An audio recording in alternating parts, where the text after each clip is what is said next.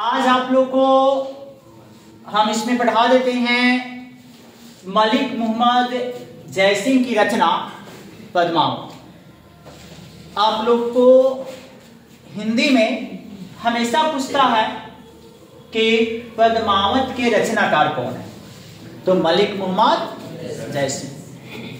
मलिक मोहम्मद जयसिंह को प्रेम मार्गी भक्ति धारा का प्रेम मार्गी भक्ति धारा का आप याद रखिएगा कि सबसे बड़ा कवि कहा जाता है।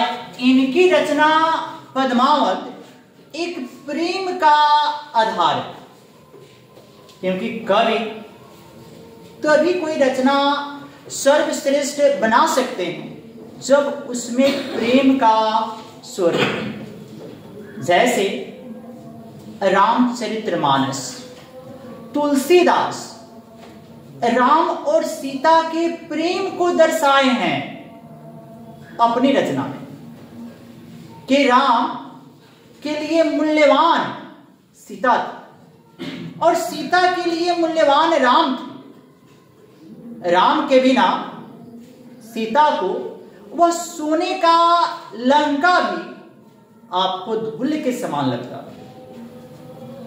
और जंगल का झोपड़ी भी उन्हें महल के समान लगता था। ठीक उसी प्रकार से आपको मलिक मोहम्मद जयसिंह भी अपनी रचना पद्मावत लिखे और पद्मावत का एक पद आपको पढ़ना है। इनके पद्मावत के मुख्य नायक रानी पद्मावती रानी पद्मावती हैं। और आप याद रखिएगा कि रानी जो पद्मा है पद्मावती, यह सिहली द्वीप की राजकुमारी है और यह सिहली द्वीप श्रीलंका को कहते हैं। सिहली द्वीप की राजकुमारी है और इसका मुख्य नायक राजा रतन सेन और यह राजा रतन सेन जो है आपको चित्तौड़गढ़ का राजा है। चित्तौड़ का राजा है। अब यह मुख्य नायिका रानी पद्मावती है और नायक राजा रतन सेन है और रानी पद्मावती का विवाह होकर आपको राजा रतन सेन के संग रानी पद्मावती का विवाह होकर वह श्रीलंका से चित्तौड़गढ़ आती है और चित्तौड़गढ़ आती है तो आपको बोलते हैं कि राजा रतन सेन का एक दरबारी कवि है और वह कवि ऐसे हैं जो तिल को तार और तार को तिल बना देते हैं। कवि की रचना में इतनी ताकत होती है कि वह तिल को तार और तार को तिल बना देते हैं। जब वह रानी पद्मावती को देखते हैं तो उनका गुणगान बड़ा उत्तम ढंग से करते हैं। कौन? राजा रतन सेन के एक दरबारी कवि है जिसका नाम है राघव चेतन। इनकी तारीफ करते हैं। अचानक इनसे एक त्रुटि हो जाती है जिसके कारण राजा रत्न सेन उसे देशद्रोही का नाम देकर उन्हें बोलते हैं कि अपने राज से निकाल देते। किसको निकाल देते हैं? तो राघव चेतन को देशद्रोही का आरोप देकर उसे राज से निकाल देते हैं। अब राघव चेतन अपने प्रतिशोध के आग में, बदले की आग में जलता हुआ चला आता है दिल्ली। अब दिल्ली का सबसे आपको बोलते हैं कि अत्याचारी शासक उस समय आपको अलादीन था, जो खिलजी वंश का शासक था अलादीन। अभी चले आते हैं कहां? दिल्ली, अलादीन के पास। आपको अलादीन के पास। अब अलादीन के पास चला आता है राघव चेतन। अलादीन को इतना ना चढ़ाते हैं इतना उसको तारीफ करते हैं, किसका? तो रानी पद्मावती का, कि देखिए आप दिल्ली के शासक हैं और आपके लायक, कहने का अर्थ है कि एक ही वो रानी है, वह है चित्तौड़गढ़ की रानी पद्मावती, कि आप एक शाही फरमान भेजिए, आप पद्मावती को आप दिल्ली की मलिका बनाइए।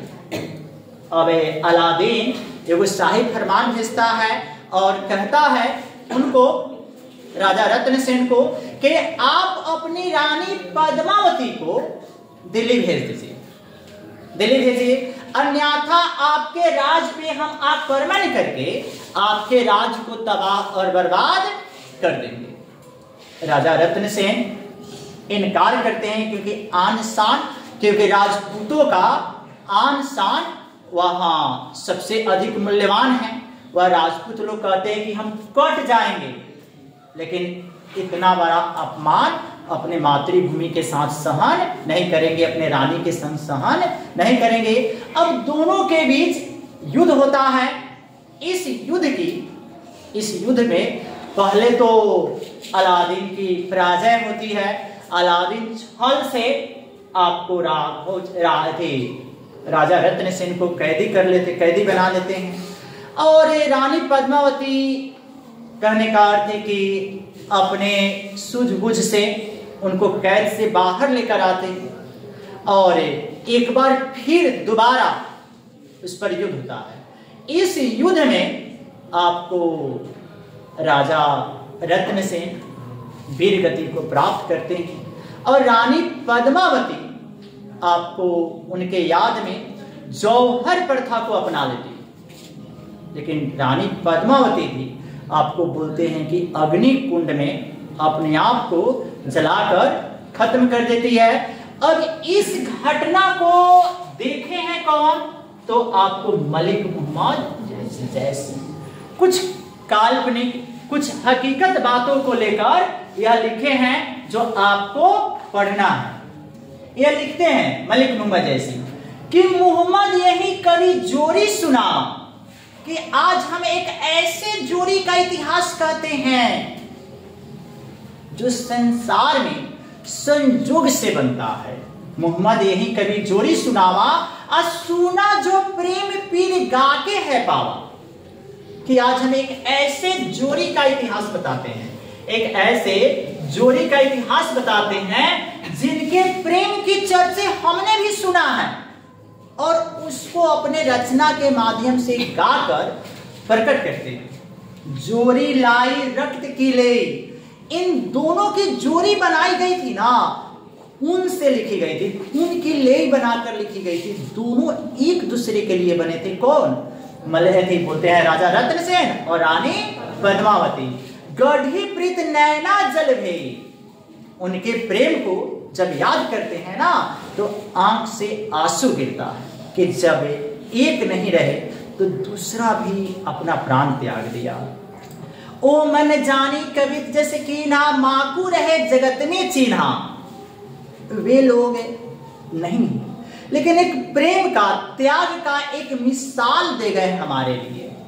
यह कहते हैं कहां सो रत्नसेन अस राजा, आज भले ही राजा रत्नसेन जैसा राजा नहीं है, उनके जैसा शक्तिशाली पराक्रम राजा नहीं। कहां सुआ असी बुद्धि उपराजा, इन दोनों के प्रेम प्रसंग को जोड़ने वाला एक तोता था जिसका नाम हीरामन था। आज वह हीरामन तोता भी नहीं है, वैसा बुद्धिमान तोता भी नहीं है जो प्रेम की खबर एक दूसरे तक पहुंचाए।